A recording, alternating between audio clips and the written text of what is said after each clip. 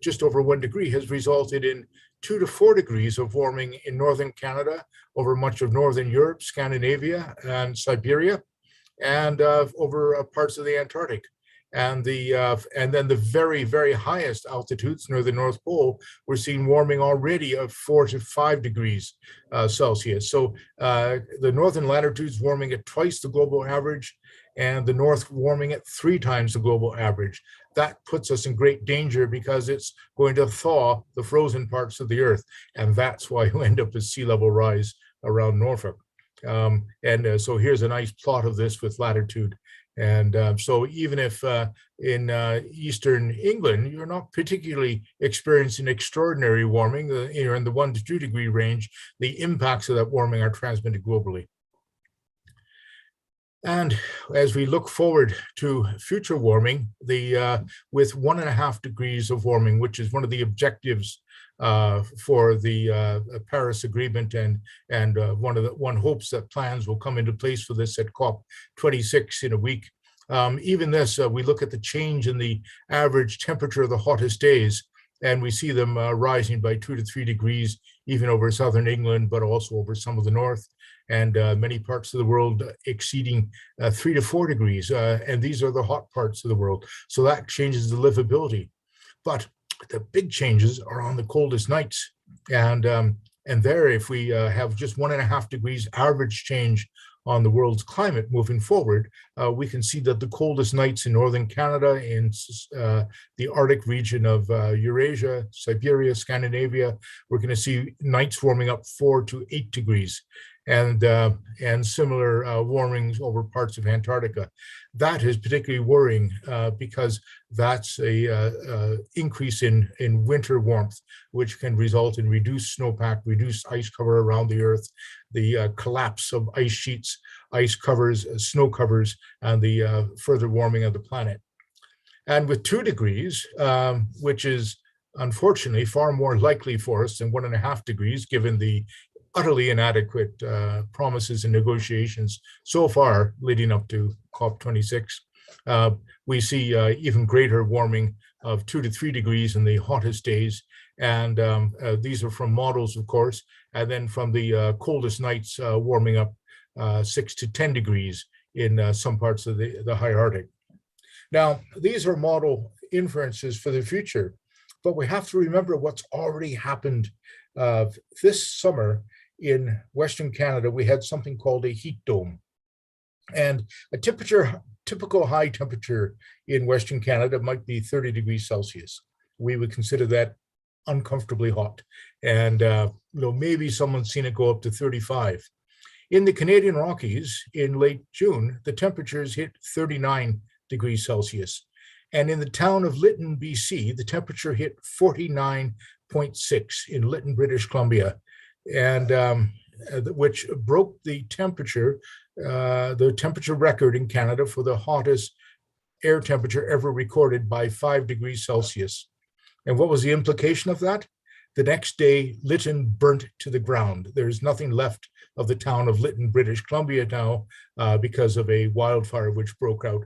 So that's what happens when wooded areas like British Columbia or the Canadian Rockies get temperatures up into the 40s and Celsius. They simply burn down. So there are tremendous implications for these hottest days. And it looks like some of the models have perhaps underestimated the degree which is already occurring. We can look in this from some of NASA's results in changes in the temperatures of the hottest days and the coldest days. But I'll refer you down to the bottom of the chart, which is the changes in extreme precipitation, because this is the other massive change which is occurring. And you'll see that the extreme precipitation amounts around the world, except for little bits of northwestern Africa and the Mediterranean region and perhaps in the Caribbean, it's going up everywhere else. And in some places going up massively. It's going up to a greater degree at high latitudes and in the cold regions than it is in some of the warm regions, though there are significant increases in the Sahara, Saudi Arabia, and South Asia. These changes in extreme precipitation, when you see an increase of 15–20%, that increase in flooding that results from this can often have very nonlinear impacts in that it can cross a tipping point by overwhelming flood defenses and then causing much larger flooded extents than a 15 or 20% increase would mean. But well, what this means that we're seeing is that warmer temperatures, hotter days, warmer cold nights, and an increase in extreme precipitation over most of the world. So this creates a very dire background for water security around the world, because we're already not doing very well. Not only are we not managing our water particularly well, we're not managing equity particularly well. We're not managing human rights particularly well. We have enough fresh water around the world for our current population, but we don't get it to them in any reasonable way, and we don't provide them with sanitation. And without sanitation, schools don't work very well. The economy doesn't work very well. Women are not able to participate in society in an equitable way, and we have serious problems. So we have 85% of the human population already living in arid areas. But by 2030, just 9 years, half the human population will be living in areas of high water stress. We already have a situation where 6 to 8 million human beings per year are killed from water-related disasters and diseases. This is something. Look at how we've reacted to COVID-19 and the deaths due to the virus, with a massive global mobilization of resources, not equitable necessarily, but certainly a global response. Why have we not responded to this continuing water crisis, which has been killing millions of people around the world? We still have 750 million people who lack access to safe water, and 2.5 billion people lack access to adequate sanitation. And the costs of this are well within our global economy. It would be a ripple in our standard of living in the rich countries to enable this for the poor countries, and yet we refuse to do it. So that's a rather sad background. I'm going to jump to the mountains now for various reasons. The mountains occupy 1/4 of the Earth's land surface, and there are 1.2 billion people who live in them or adjacent to them. Yet the mountains supply more than half of humanity with water for its irrigation, drinking, industry, food, and energy production. And most of the mountain area is essential for downstream water supply. So mountains supply water for vast arid and semi-arid areas outside of this. And this is true for England as well. Say, well, where does the water in the Severn come from? It comes from Wales. And so the water for Western England is Welsh water, which flows into England. The mountain water supports the English economy, even though England's mountains themselves would not be quite as high as the Welsh mountains. And that's a typical situation around the world, where high mountain areas such as the Alps, the Pyrenees, the Rockies, the Urals, the Caucasus, the Himalaya, the high mountain Asia, the Pamirs, the Tian Shans support vast areas outside of these regions. The mountains also provide an atmospheric regulation service. They regulate the climate, air quality, and airflow, and generally improve it in various ways. The coverage of glaciers over mountains and snowpack helps keep the Earth cool. The mountains icebox and climate regulator. And when we start losing glaciers and mountain snowpacks, it's an early indicator that we're in trouble. And then finally, there's a cultural service for mountains around the world. A high proportion of the ethno-linguistic diversity is found in mountain areas. In Britain, you see this with Gaelic in the Scottish Highlands and Cymraeg, Welsh in the Welsh Mountains. This represents a legacy of human habitation and adaptation. But these are also places we like to go on holiday, where we like to ski and we like to gaze out at the mountains, go for an alpine hike and all that. It provides great solace to our world. And particularly those who live in excessively hot areas, to be able to go to a cool mountain area is especially important. However, there are water security challenges from mountain regions around the world. They are also the source of degradation of water quality through improper sewage disposal, industry, agricultural runoff. The photograph in the upper left is from a city in Nepal. We have increased competition for mountain water resources, often transboundary issues, which can become very thorny, as exists, for instance, in Central Asia or in over the Indus River between Pakistan and India. We also have increasing risk from extreme events, mountain floods. This is a photograph of Calgary, Alberta, during flooding in June of 2013, which came from the adjacent high Rocky Mountains. So heavy rainfall in the mountains is increasing dramatically, more rapid snowmelt, and gloughs. What's a glough? A glough is a glacial lake outburst flood. And unfortunately, these are increasing and killing thousands of people, usually in one glough, particularly in the Himalayas, but showing up elsewhere now. And problems of unsustainable use of water for downstream food, energy industry, and drinking water. And this is occurring around the world. A massive problem occurring right now in the United States with over-allocation of the Colorado River Basin, which comes out of the high mountain Rockies of Colorado, but then flows and supplies water for not only the state of Colorado, but for Utah, Arizona, California, and Nevada, and it's over-allocated. And so the vast agricultural regions of Southern California or the urban uses in Los Angeles, it's unclear how these are going to be sustained in the very near future. They're already in the midst of the water crisis, shutting down irrigation, closing down farms, and the cities are rapidly adapting by reducing water usage, but are they going fast enough? Perhaps not. Finally, unprecedented environmental change in the mountains, amplified change in high mountains because of amplification of warming and the impacts, follow-ons from warming, rapid deglaciation, melt of the glaciers, declining snowpack, increasing rainstorms in these mountains. And that's a photograph on the upper left during the flood, which devastated Calgary, the photograph in the center. And you can see this mountainside has slid away here, and a vast gully has formed, and the debris from that went down and destroyed highways and transportation, and eventually cutting eastern and western Canada off from each other by closing the Trans-Canada Highway and the Canadian Pacific main line through the Rocky Mountains. So these high mountains are the place where the changing atmosphere intersects with the cryosphere. What's the cryosphere? The cryosphere is the snow and ice around the world. Precious ecosystems, diverse societies, and the headwaters for rivers that support over half of humanity. And so the incredibly important places for us and our bellwether for climate change. So as the snow and ice on this mountain melts, so the sea levels go up on the Norfolk coast. And the dichotomy of mountain water security, providing both sustenance for our societies and risk.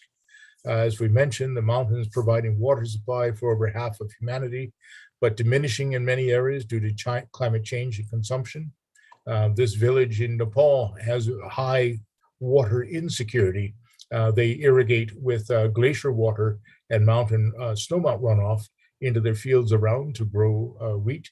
And they plant it by hand, they harvest it by hand. These are impoverished places. And the glacier retreats in this area are putting them at great risk. And the alternatives for water supply are non-existent. It's a semi-arid valley called Mustang in central Nepal.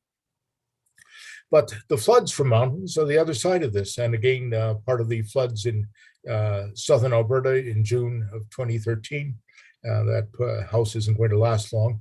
The deaths from flooding in mountains tend to occur in the developing world and or areas with poor infrastructure. Since 2010, over 8,000 deaths in South Asia and Central Asia. Even in Southern Europe, one event, 62 deaths reported. Western Canada, very expensive. The $6 billion damages from the June 2013 flood were the most expensive natural disaster in Canadian history, but not as many deaths because of different emergency preparedness. And heavy rainstorm in Colorado in 2013, massive expenditures, 2,000 homes damaged, but limited numbers of deaths compared to South Asia. We can map out mountain water services around the world, and this is some work by Daniel Vivrori at the University of Zurich in Switzerland, looking at Earth system mountain types around the world and plotting up where mountains have great importance to dry lowlands, where they have lower importance to more wet lowlands. And so the high importance are in dark blue, and there you see the Himalayas in Central Asia, some of the Pamirs, some of the high mountains in Western China, the Ethiopian highlands, some of the mountains in Southern Africa, and the Andes throughout South America, the Rockies through the US and Mexico. So these are where, and part of the Alps and the Pennines in Italy, as well as through southeastern Europe and into Greece, and the high mountains, Caucasus, into the northern Middle East and Turkey. So these are areas where we have high mountains that provide lots of water to adjacent dry lowlands. These are arid to semi-arid regions, extreme importance of these mountain environments. In yellow is where there's medium or low contributing potential to dry lowlands, but it's still important. And this covers a vast area of China, Tibet, Xinjiang, areas of South India, much of the Middle East, and through Iran and Afghanistan, more of Southern Europe, and much more of Africa, as well as filling in bits along the Andes and through the southwestern US and Mexico. And then we have areas where we have wet lowlands around them, relatively wet, but medium to high contributing potential in green. So still very important mountain water services through the Rockies in Canada, which support vast irrigation area in southern Alberta and Saskatchewan and British Columbia, to much of the Alps and mountains in Spain, through northern Europe, and then crossing vast areas of Asia. And now we start to add the Appalachians in eastern North America, and even the Scottish Highlands and the Welsh Cambrian Mountains. So, and then little bits in orange, the low contributing potential. The mountains are simply too dry to contribute much runoff to the adjacent areas, less important. But this is a vast area of the earth, tremendously important. And that's why we're so interested in what's happening in these mountains and how we can manage this. And it presents a grand challenge for scientists around the world. And this is it. It is how can we best prepare for and manage our water futures in the face of dramatically increasing risk from a changing climate, developing economy, and changing society. And if we apply this to the mountain environment, that will be the rest of my presentation and talk to you today. By the way, that's a photograph of the Athabasca Glacier in the Canadian Rockies off a hiking trail. This is in the first week in September. It's already a little bit of fresh snow at that particular day, but you see lots of people out to look at this glacier and the Columbia ice fields behind it. One of the most spectacular glaciers that you can easily get to in visiting this. And this is in Jasper National Park in Alberta. It's also retreating rapidly. A glacier just south of that Athabasca Glacier is the Peyto Glacier in Banff National Park. Peyto Glacier has had over 1 century of observations at it. Walter Wilcox visited this in 1896 and photographed it coming down very close down into Peyto Lake. And this is from a site that you can visit in the park called the Peyto Lookout. However, if you go to Peyto Lookout now, you don't get the lovely view that Walter Wilcox had in the 1890s. Canadian glaciologist Mike Demuth photographed this in 2008, and you can't really see it anymore. It's retreated back in there. In fact, Peyto Glacier has retreated massively, about 2 kilometers since the 1950s, and retreating very rapidly right now, on averaging about 25 meters of backwards retreat a year, and over the last 20 years. But we'll see it's in even greater trouble now. Its early studies go back to the 1940s from the Canadian government and universities. We've had LIDAR, that's a laser depth measurement of the precise measurement of the surface of the glacier from airplanes over many years. We've measured stream flow on this. It's had mass balance studies running since the 1940s and good weather stations on this over time. So lots of process studies of what's going on in the Peyto Glacier. So it's what we call a research basin. And in fact, UNESCO, the United Nations Environment, Education, Science, and Culture Organization, declared an international hydrological decade in 1965. And Peyto Glacier was one of the first UNESCO IHD basins, and that was the basis of its rapid instrumentation at that time. Right now, it's part of the World Meteorological Organization's Global Cryosphere Watch. And here's a photograph of Peyto Glacier I took a few years ago. You see this lake forming down of it. We call it Lake Monroe, but this glacier would have come back into the forefront of the photograph if I'd taken it just 3 decades ago. And so you see vast proglacial areas forming down stream of the glacier. Some of these are ice-cored moraines. They're still melting away, but we've seen a new deglaciated landscape forming here of lakes and rocks. It's not vegetated yet. It's brand new, and it's very sterile in many ways. But the rapid retreat of the glacier is releasing this as it flows back up into the Wapta ice field behind us as it retreats back there. Here's a painting from Gennady Ivanov of that scene, which he had the chance to visit just in the last couple of years. But it's a scene of, unfortunately, destruction and deglaciation. And if we look at our measurements of ice melt on the glacier and our modeling over just 6 years here, we see about 25 meters of downward melt of the ice. And we take these measurements by drilling in poles into the ice deep in and putting ultrasonic depth transducers, which measure the depth from the transducer to the ice surface. We can take this every hour over time. So we're seeing this rapid decline in glacier surface, deflating of the surface due to melt, and the formation of crevasses, the collapse of the glacier into subglacial channels, and now the breakup of the bottom of the glacier. We've also seen a darkening of the glacier surface. You see this photograph here, the glacier is looking rather dark.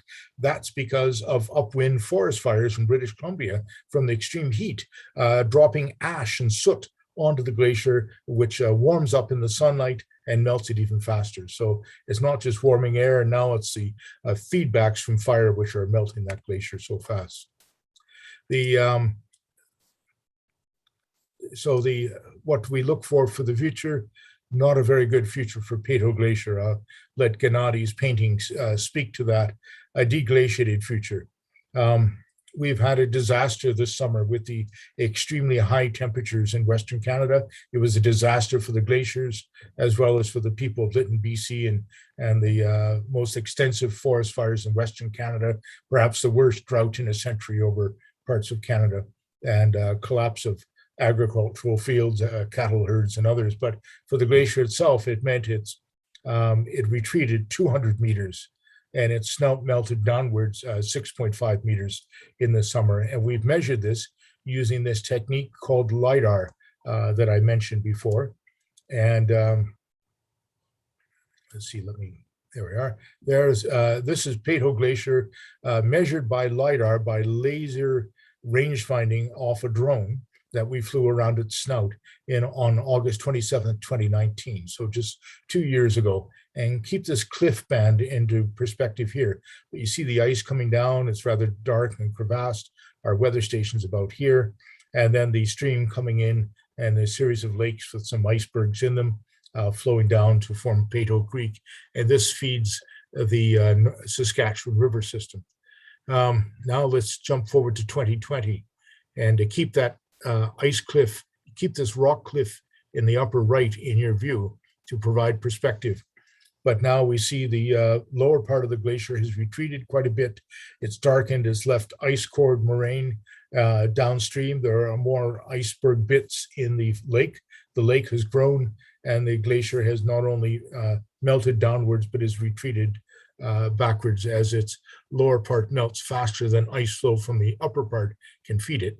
Now we also see the opening up of some subglacial channels on the side. And now we're going to jump forward to 2021 after the heat wave. Again, keep that cliff band in perspective here for the change. And what we see now is a disintegration of the lower part of the glacier. We see a vast expansion of Lake Monroe, the expansion of ice-cored moraines, downstream, but also now chunks of the glacier, pieces of the glacier separated off from the main hole and melting in the lake. And so just going backwards and forwards so you can see better.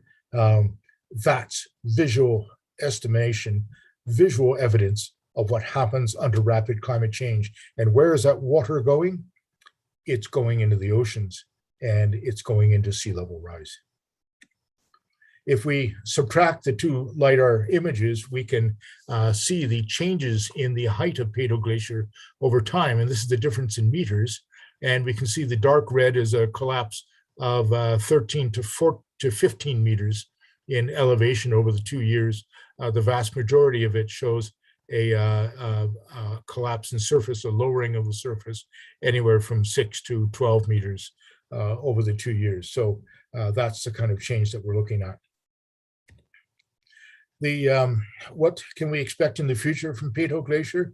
Well, we expect it by the late 21st century to be completely deglaciated, except maybe a little 3% of ice left, something like that.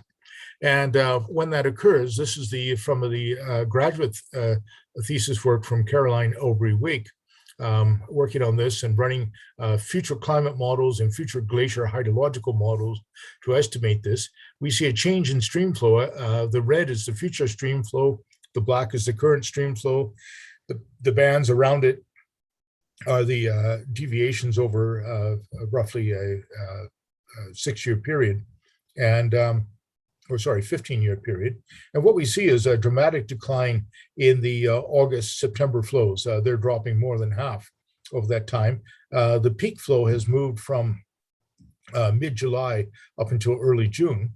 But we see overall a drop in runoff of 165 millimeters over time there. So a significant drop in stream flow as a result of global warming. This amount of warming is 5 degrees at this particular site, and an increase in precipitation of 272 millimeters. But despite that increase in precipitation, much of which is coming as rain, we're seeing a drop in stream flow because of the loss of the glacial ice, the loss of the ice melt in this stream. And so dramatic impacts upon the future water supply for these glacially fed streams in the mountains from deglaciation. And this scenario that we used presumes ineffective control of greenhouse gases, which is unfortunately exactly the trajectory the world is on right now. Let's take a look at a transect across North America.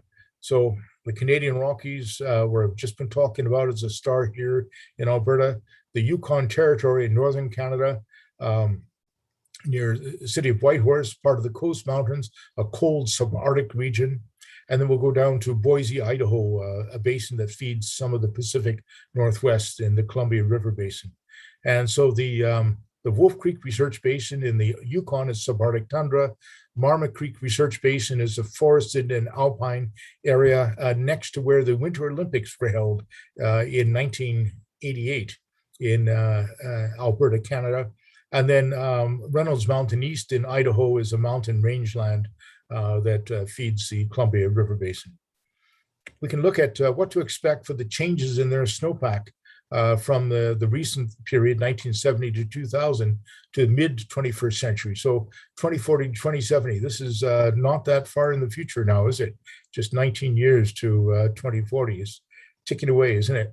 And if we look at Wolf Creek on the left, we see a fairly strong drop in this spring snowpack here. From blue in the current climate to red under the future climate. And but as we go lower down in elevation, quite a large drop, but mostly it's in the spring, but partly in the snowpacks throughout the year there. When we go to the Canadian Rockies, at the highest elevation, not too much of a drop in snowpack, but as we get down to lower elevations, the snowpack drops more than half over time. And as we get into Idaho, further south in a warmer climate, that's where they have really disastrous impacts from climate change. Just in by mid-century, they've dropped to half of their current snowpack. This sort of thing would devastate the irrigation that goes on in the western United States. And perhaps we're already seeing the start of this now in what's occurring further south in the Colorado River. Let's zoom in on Marmot Creek, the montane alpine environment here in the Canadian Rockies, and see what's occurring in more detail. This is a research basin where various people have conducted intensive research since 1962. This is a study back in the early 1960s with meteorological towers in there from the Meteorological Service of Canada, and then more modern weather stations that we have now. We don't need big trailers to run them anymore. We do things that look like the impact of the forest on snowpack by weighing trees. This is a weighed hanging tree in the forest canopy. We can weigh the amount of snow trapping on it. And then we can look at the whole impact of changing snow, changing stream flow, changing climate in Marmot Creek. And Marmot Creek also had some experimental clear cuts put into it in the 1970s. You see here the checkered white areas are clear cut, and some small clearings in the 1980s in there. So it has a great diversity of mountain environments. And when we look at the details of its future snowpack, it's not good. This is looking towards the end of the century instead of just the middle of the century. So this is under that business as usual scenario that we use for Peyto Glacier. And so we see the tremendous drop in the snowpacks at the tree-lined forest. In the clear cuts seem to be very sensitive to climate warming, snowpack dropping more than half. The forest a bit more resilient to climate warming, which is rather interesting and is reason to preserve those forests. And then finally, a big drop in the spring snowpack in Marmot Creek from April onwards. And that's the melt of that snowpack is very important. An overall drop of 84 millimeters in the snowmelt volume. This shows up as an advance in spring stream flow by 45 days. It's coming 45 days earlier. That has tremendous impact for the irrigation areas where agriculture is irrigated to grow crops and pasture downstream of this, and an 18% increase in stream flow discharge in this particular environment. That's because of the increased precipitation going up 16%. And even though the temperature is going up almost 5 degrees in the future, that stream flow discharge will still increase, but it will come much earlier. So you get different responses in different environments. When we take this analysis and go around the world, this is using climate and mountain water models to look at the loss of seasonal snowpacks in mountain headwaters with increasing temperature. And this shows the percent loss per degree Celsius. So you can see areas like Marmot Creek in white are only moderately sensitive to warming. They lose about 14 to 22% of their snowpack per degree Celsius warming. But areas like the southern Spain, the Sierra Nevada mountains there, losing 32 to 45% of their snowpack per degree Celsius. In Lebanon, 32 to 45%. In part of the Eastern Himalaya, that high. In the snowy mountains in Australia, they're going to have to rename them because they won't have that snow anymore. Same with New Zealand and the Andes through South America. So the redder the points, the greater the snowpack sensitivity to climate warming, and those are the areas that we need to worry about. And as you can see, the southwestern US is also a big concern, as are the Alps and the Pyrenees and the mountains in Eastern Europe. So those are the ones we have to worry about, along with the red points, which are in extreme danger for losing their snowpack with warming. But it's rather interesting as we see the loss of mountain snowpack, it's replaced by rainfall if that rainfall is still occurring. And so when we look at the sensitivity of runoff to the loss of the seasonal snowpacks, it's rather mild, and in most cases, non-existent if things are blue to dark blue, but still important if they're dark red. So parts of Central Asia have that sensitivity, parts of the Himalaya, the Andes again, Europe not so much, and most of North America not so much, perhaps a bit more up in northern Canada, and still strong sensitivity in Australia and New Zealand. So we're losing the mountain snowpack, but it doesn't necessarily mean a loss of mountain stream flow. That depends on what happens in the precipitation and to the variability of that precipitation. But remember, the rainfall that replaces this snowmelt and snowfall comes in intense bursts and often in floods. And so while the average water supply might look okay, if it's always coming as floods interspersed by droughts, it's not okay. And in fact, it's almost impossible to manage. So I'm going to bring you an interesting story of piracy due to climate change and glacier retreat and streamflow change. And this is piracy that occurred in northern Canada in Kluane National Park in the Yukon Territory of northwestern Canada. This borders Alaska and British Columbia in that area. And it's literally piracy, but not piracy in a boat with people with patches on and terrible accidents. This occurs on the Kaskawolsk Glacier, which flows out of the St. Elias ice field. It's the third largest ice sheet in the world. So after Greenland and Antarctica, it's the St. Elias ice sheet is the largest, and it's nearly continental. It crosses the U.S.-Canada border, and it has an outlet glacier called the Kaskawolsk Glacier, which is melting away very rapidly. And that Kaskawolsk Glacier flows into the Slims River, or at least it used to, which flows into Kluane Lake, which then forms part of the Yukon River system and goes off to the Bering Sea. What happened is that the Kaskawolsk Glacier has retreated so much that its water is diverted down to a different river. It's now flowing down the Kaskawolsk River and the Alsek River down here into the United States instead of northward up into Canada. And this just happened a few years ago with devastating implications for Kluane Lake. So piracy in that the Kaskawolsk Glacier grabbed the drainage of the Slims River from it through glacier retreat. And this is just showing the drainage basin for the Kluane Lake Basin.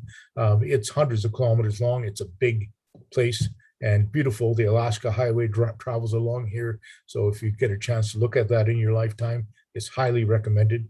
And the Kaskawolsk Glacier drainage here, which used to flow through the Slims River, but now through the Kaskawolsk River, and just zooming in on that and showing what's been lost as part of the drainage area of Kluane Lake. And so this is quite a dramatic event. It happened very quickly, and the ice just converted to water too soon. So where is the water? Well, this is what's left. This is the Slims River Valley, including parts of Kluane Lake in June 2018. You'd expect for a glacial environment in the Arctic this to be a cold place, and that particular day it was in the 20s Celsius, and there was a dust storm blowing. Not a pleasant situation. And if we look at the average water level in the lake over the last, since 1953 in blue, with some variation around it, you see it peaks up in the summertime and drops off again in the wintertime. But these plots in brown are the water levels since 2016. That's the result of the piracy of the Slims River away from Kluane Lake and into another river. And so this has caused immediate desertification of the shoreline of Kluane Lake. And the lake basin area has dropped, according to our calculations, from 5,969 square kilometers to 4,822 square kilometers. The glacier coverage dropped from 908 square kilometers to 63 square kilometers in this one event. The Slims River peak flow dropped from 350 cubic meters per second to 60 cubic meters per second. And the Kluane Lake peak water level dropped 1.6 meters.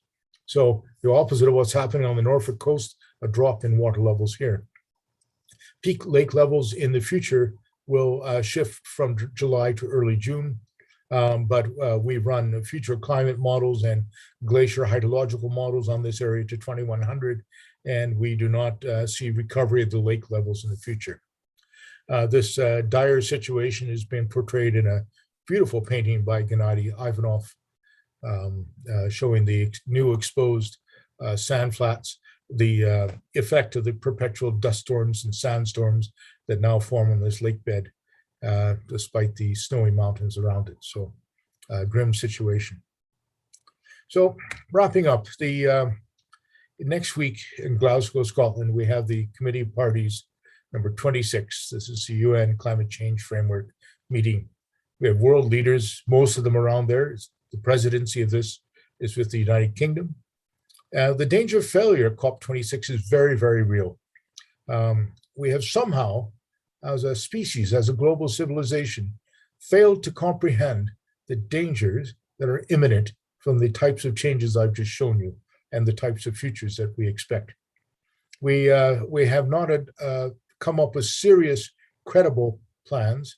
There's been lots of deception, lots of dissembling in terms of national anticipations and plans for this, and some active work against saving humanity for this.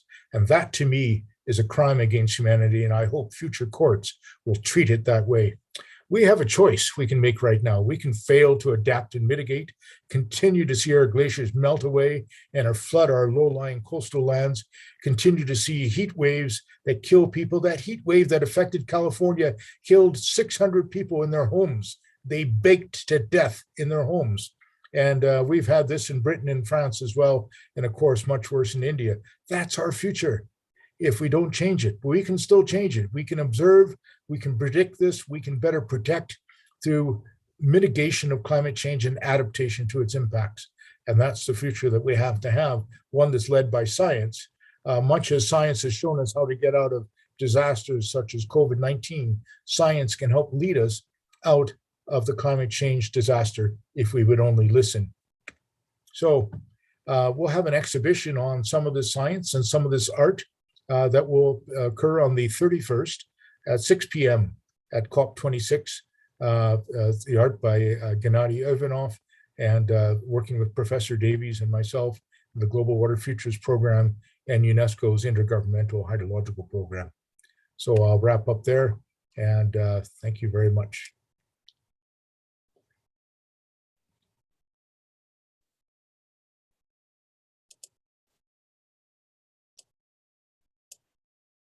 Okay.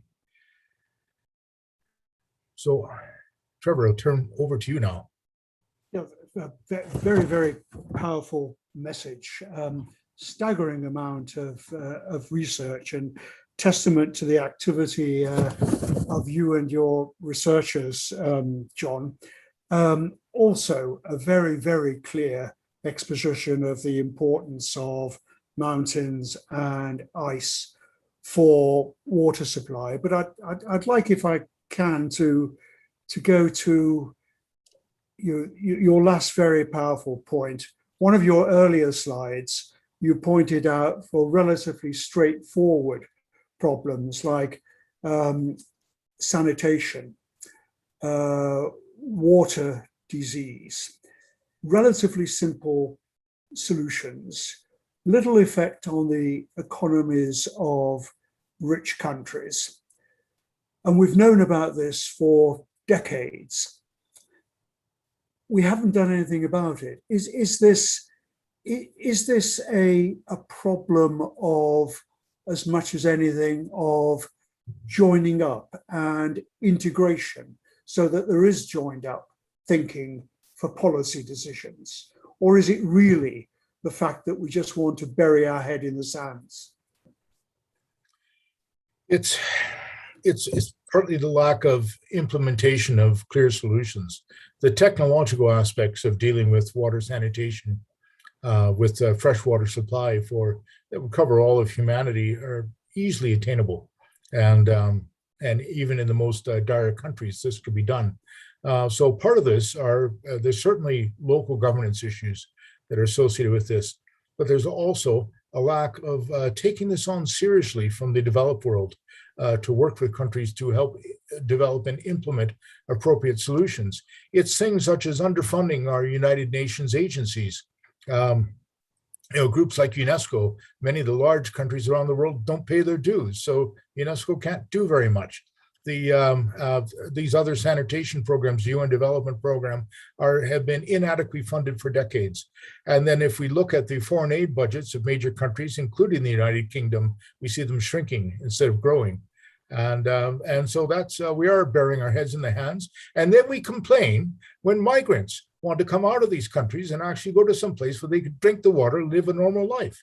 This is absurd.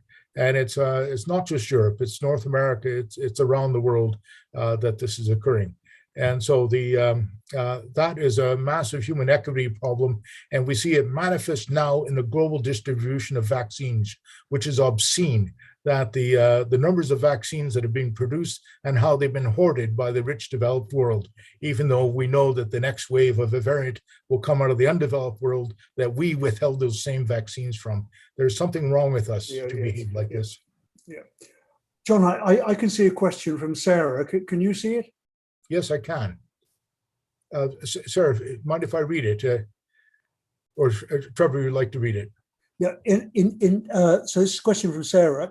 In many parts of the world, we treat unlimited water as a right. When will this change? Flow in some UK rivers is maintained by pumping water from aquifers, so people are unaware of the impact of this use. Basically, they're not thinking where the water is coming from. Yeah, yes. That's Sarah, you touch on a really profound and difficult, challenging question. Water is the basis for life, and having an adequate supply of water is a human right.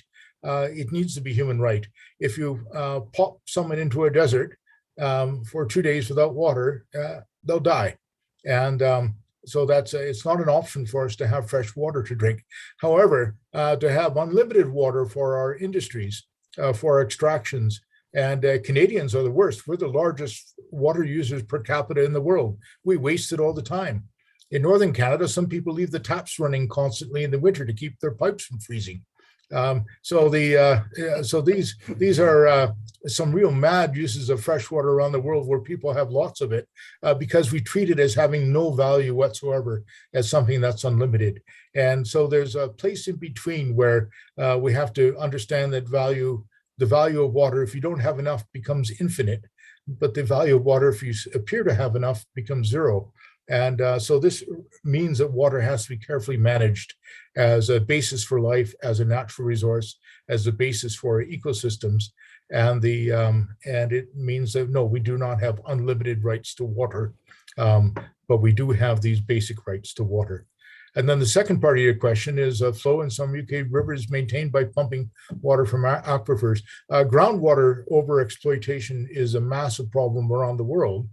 And where it becomes a very difficult problem is where groundwater aquifers are not recharged adequately. And so Britain has a very wet winter. There's tremendous recharge of aquifers. So temporary pumping in some of the summer dry periods to maintain water flows for purposes can be sustainable if it's carefully managed. Where it's utterly unsustainable are in areas such as California, where they're literally mining groundwater supplies, or in the Ogallala aquifer of the high plains of the US, where they've been causing tens of meters of drops in aquifers over years. And probably the most massively unsustainable water withdrawals I've ever seen are in Libya, where Colonel Gaddafi created the Great Man-Made River Project, which set up all these deep wells through the Nubian aquifers in the Central Sahara. This water had been laid down 30 to 40,000 years ago during a wet period when Northern Europe was covered with glaciers. And they were pumping this water out to irrigate, to grow wheat, to export to Europe. That's truly mad. Of course, it's what you'd expect for Colonel Gaddafi. But the point being is that that's an example of very unsustainable groundwater use, but it can happen anywhere, and it can happen in Norfolk in a drought as well. Yes, I mean, Sarah will be aware of some madness in the UK where water companies have the discharge rights to discharge raw sewage into freshwater bodies. John, you showed us very clear observational, photographic, and also artistic evidence of the decline, the destruction, the decay of Pato Glacier, amongst others. We know that at least in the Alps, in Europe, there are attempts to protect glaciers by wrapping them in insulating blankets in summer. Does this work? It works where you do it as a short-term remedy. It tends to be done around ski areas where there's a high economic value to this little patch of ice that's left. To me, it's a very desperate, mad thing to do, almost up there with Colonel Gaddafi's schemes. It's a very expensive thing to do this, of course, to cover a glacier with insulation. and it will work for a little bit, but ultimately without the feet of snow, without the accumulation of snow at the top, that ice will eventually melt. So it stalls the inevitable for a few years, but that's all. And it's, again, something you do to hold the pylons up on your ski area in Austria for a few more years before the collapse of your ski area. And to change scale a little bit from a mountain glacier in the Alps or the Peto Glacier in the Rockies, one of your early slides showed the degree of warming very, very high in high northern latitudes. The biggest body of ice on the globe is in Antarctica. The warming rates and the predicted warming rates there are not as high. Why is that? Is that related to soot and debris and dust you were talking about, which is deposited on the northern ice bodies, or something else? It's associated with some of the atmospheric circulations and the changes in the oceans that are occurring around there. So in the north, we have the Greenland ice sheet, which is the one we worry about, which is experiencing extreme warming. This summer, it melted right up to the top at, I think, 5,000 meters elevation for the first time ever in our records. And it's sliding off into the ocean, much as Peto Glacier is sliding off into the Saskatchewan River system. But it's surrounded by warming oceans and changing ocean currents and patterns. The Antarctic is different in that the Antarctic continent is centered around the South Pole. There's a very cold Antarctic Ocean around this, which is dampening this. So you're seeing the warming effects on the bits that are sticking up the Transantarctic Peninsula, warming up quite a bit, some of the others, but not that much warming yet over the Antarctic continent. And remember, it's extremely cold. So if you're warming a temperature from -40 to -35 in the winter, it won't have that much effect on ice melt. The ice melt effects will be around that rim, and that's where we're worried about things. And that's where we are seeing a breakup of the ice sheets and increased melt rates on some of those glaciers. So that's there's more to come from Antarctica, and it's not going to be good. But we haven't seen as much yet compared to Greenland. Okay, there's a question just coming. We're running short of time. I don't know whether we're going to be cut off soon, but there's a good luck message from Steve, which is excellent for John for the exhibition in Glasgow. And the question has just come in from AB related to Indigenous people. And I know this is an important issue for you, John. Yes, in our studies in Canada, we work very closely with Indigenous peoples across the country who have a very different worldview and also a traditional appreciation of science and knowledge, which is something that can be very, very helpful.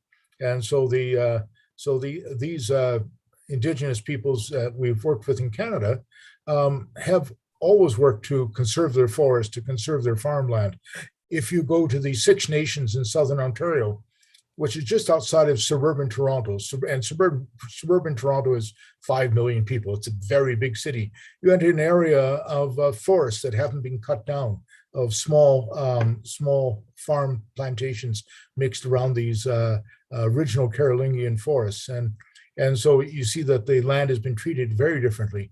Same thing outside of Calgary, Alberta, when you go from the city of Calgary of 1 million onto the lands of the Stoney Nakoda, and you see intact rangeland. So they haven't felt the imperative to destroy and industrialize their landscape into farming as the European settlers of North America have. But they've also looked forward 7 generations in their thinking. They always talk about the 7th generation and what the impact will be there, something we completely lack. And I think our politicians are lucky to think forward 7 days, let alone 7 generations. So it's so that's a much wiser approach and a holistic approach. One thing we had working with them is that they said, we cannot separate climate from water, from ecosystem health, from human health. It's all one package. And we said, no, our funding agencies don't want us to look at human health. They only want us to look at these other bits. And they said, well, you're wrong. And you need to look at all of it. And so we had to get special exemption from our funding agencies to look at things holistically, as they have. And they were absolutely right, of course. And so we have so much to learn from them and we need to learn it very quickly and And bring that into our decision so making. can you incorporate this knowledge, this thinking into your research program? We have brought it in. We have an Indigenous Advisory Council. We have Indigenous co-led scientific projects, which are led by a university professor and a leader from the Indigenous community working together on these things. And we've also proposed, and what appears to be taken up by the government of Canada is a change in the Canada Water Act that governs water and apportionment around the country to bring in Indigenous nations into that decision making. So they will be at the table for water decisions in the future. And of course, water is going to be how we managing water is how we're going to manage the impacts of climate change in Canada. John, you must tell the viewers about that statement from the chief of an Indigenous group in Canada, reflecting on what climate change meant to the landscape in which his people live. Yes, many of the Indigenous nations were some of the first communities in Canada to declare a climate emergency. They recognized this immediately and passed these rules. And the leader of the Vuntut Gwich'in in northern Yukon likened climate warming to a nuclear explosion in slow motion, melting thawing the permafrost, melting the glaciers, destroying their landscape and way of life. And so again, that's the perspective and the eloquence that we need that might help us do the right thing finally. Well, Richard, thank you for those extra minutes. We appreciated those.